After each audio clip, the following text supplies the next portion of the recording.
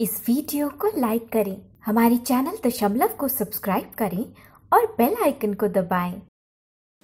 नमस्कार दोस्तों, अभी हमने हाल में एक वीडियो में आपको बताया कि किस तरह से बढ़ा हुआ वज़न किसी के लिए भी मुश्किल का सबब बन सकता है और ख़ास तौर पर विकलांगजनों के लिए वो किस तरह से एक बड़ी समस्या पैदा कर सकता है।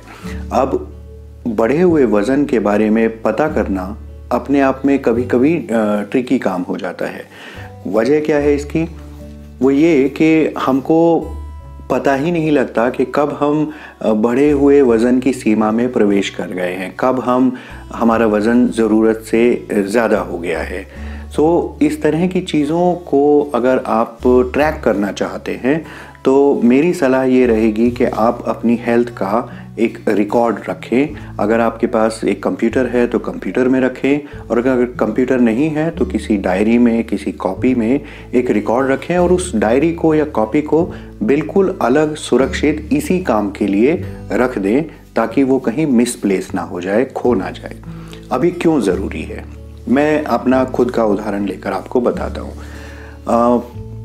कुछ टेस्ट हैं जो मैं रेगुलरली अपनी बॉडी के ऊपर कराता रहता हूँ। सबसे नॉर्मल तो हम सभी करते हैं वज़न नापना। तो मैं हर 2-3 महीने में, 4-5 महीने में, ऐसा कोई फिक्स शेड्यूल नहीं है, लेकिन जब भी याद आ जाता है तो मैं अपना एक वज़न कर लेता हूँ और उस वज़न को मैं अपनी एक डायरी के अंदर नोट कर देता हूँ। फिर इसके अलावा जैसे ब्लड शुगर है, ब्लड शुगर का जब भी टेस्ट होता है, मुझे ब्लड शुगर नहीं है लेकिन फिर भी मैं हर कुछ महीने के अंदर उसका एक टेस्ट करता रहता हूँ। तो उसकी जो भी रीडिंग आती है उसे भी मैं नोट करता रहता हूँ। इसी तरह से और दूसरे टेस्ट जिनके थ्रू हम लगातार निकलते हैं, जो अक्सर हमारे ऊपर किए जाते हैं, उनका एक रिकॉर्ड रख लेना अच्छी बात होती है। जब भी आप कोई टेस्ट कराने के लिए किसी अस्पताल में जाते हैं या किसी डॉक्टर से मिलते हैं तो होता ये है अक्सर कि उस टेस्ट की जो रिपोर्ट आती है उसको हम उस समय जो समस्या है उससे रिलेट करके देखते हैं और उसके बाद हम उस रिपोर्ट को कहीं रख देते हैं, फिर उसके बाद वो गुम हो जाती है, फेंक दी जाती है। तो उसका नतीजा क्या होता है कि हम समय के एक लंबे अंतराल पर, एक लंबे पीरियड में ये नहीं पता कर पाते कि किस तरह से हमारा शरीर बदला है। मान लीजिए अगर हम ये पता करना चाहें कि आपका वज़न 10 साल पहले कितना था और 9.5 साल पहले कितना था और 9 साल पहले कितना था, इस तरह से अगर हम जानना चाहें तो अमूमन लोगों के पास इस तरह के रिकॉर्ड नहीं होते, पर मेरे पास हैं। तो मैं बता सकता हूँ कि अब से 10 साल पहले कितना वज़न था, 9.5 साल पहले कितना वज़न था। उससे फ़ायदा क्या होता है हमें?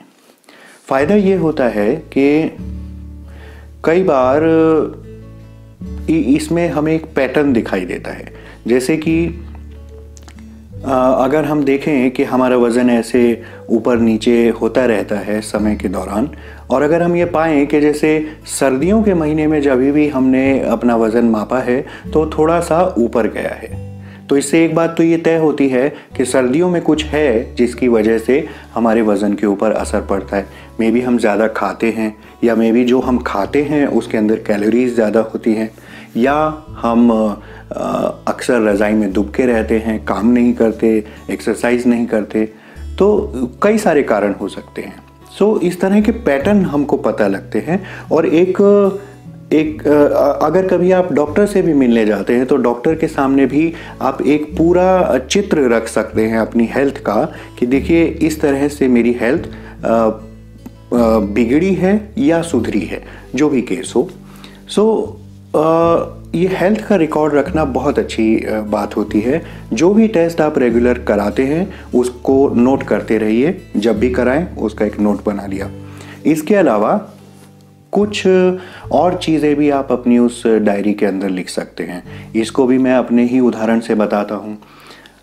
मैं कभी भी अपने परिवार से दूर नहीं रहा था। जब मैं 2005 में करीब 3 साल के लिए ब्रिटेन जाकर रहा, तो जैसा आप जानते हैं कि हमारे घरों में हमारी माताओं के पास, पत्नियों के पास, बहनों के पास, पिता के पास बहुत सारे ऐसे नुस्खे होते हैं, बहुत सारी ऐसी जानकारी होती है जो कि अक्सर बीमार पड़ने की स्थिति में हमारे काम आ जाती है।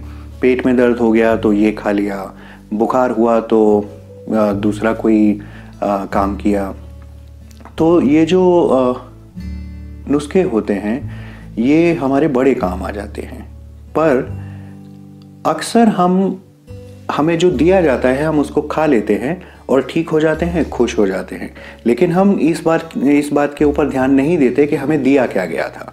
एटलीस्ट मैं नहीं दे पाता हूँ, मैं भूल जाता हूँ चीज़ों को। तो जब मैं ब्रिटेन जा रहा था तो मैंने अपनी माँ से पूछकर कई सारी बातें अपनी उस डायरी में लिख ली कि पेट में दर्द हो तो ये करना है, बुखार हो तो वो करना है, इस तरह से।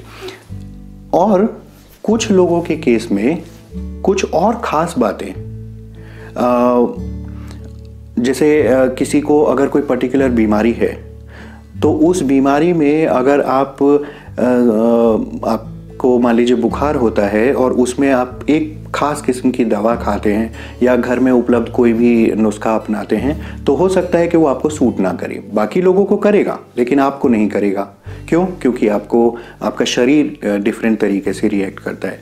अब होता क्या है कि जब भी आपको बुखार होता है सब लोग अपने अपने नुस्खे लेकर आते हैं और आपको बताते हैं कि आप ये कर लीजिए, वो कर लीजिए। लेकिन अगर आपको ये पता हो कि हाँ, जब भी मैंने ये वाला नुस्खा अपनाया है तो मुझे फ़ायदा होने की बजाय एक्चुअली नुकसान हुआ है, तो आप उसे अपनी डायरी में लिख के रखेंगे। और जब भी आपको बुखार हो सबसे पहले अपनी डायरी खोलिए और देखिए कि लास्ट टाइम आपको कब बुखार हुआ था, उसमें आपने क्या किया था जिससे कि आपको मदद मिली, या क्या किया था जिससे कि आपको मदद नहीं मिली। तो जिन चीज़ों से आपको मदद नहीं मिली वो मत कीजिए, जिन चीज़ों से आपको मदद मिली वो आप ज़रूर कीजिए। मुझे ये लगता है कि इससे हमारा जीवन काफ़ी आसान हो जाता है और अपनी स्वास्थ्य को बनाए रखने में हमें काफ़ी मदद मिलती है। अगर आपको मेरा ये सुझाव अच्छा लगे तो आज से ही अपनी हेल्थ का एक रिकॉर्ड रखना शुरू कर दीजिए। अपने शरीर से जुड़ी हुई कोई भी चीज़, आँखों की पावर, जैसे 2008 में चश्मे में क्या नंबर था, आज क्या नंबर है, 2011 में क्या नंबर था। तो जब भी आप नया चश्मा बनवाते हैं उसका एक रिकॉर्ड रख लिया। अब बहुत से लोगों को ये लगेगा कि फालतू की चीज़ है, लेकिन मुझे ये लगता है कि जब कभी मैं अपनी वो डायरी खोल के देखता हूँ तो ऐसा लगता है कि जैसे मेरा अपने शरीर के ऊपर कंट्रोल है। मैं जानता हूँ कि उसके अंदर क्या हो रहा है, क्या हुआ है, अभी उसकी क्या स्थिति है, कौन सी चीज़ मेरे काम आती है, कौन सी काम नहीं आती है। तो अगर आपको ये सुझाव अच्छा लगे तो ज़रूर इस पर अमल कीजिए। अगले वीडियो तक के लिए नमस्कार।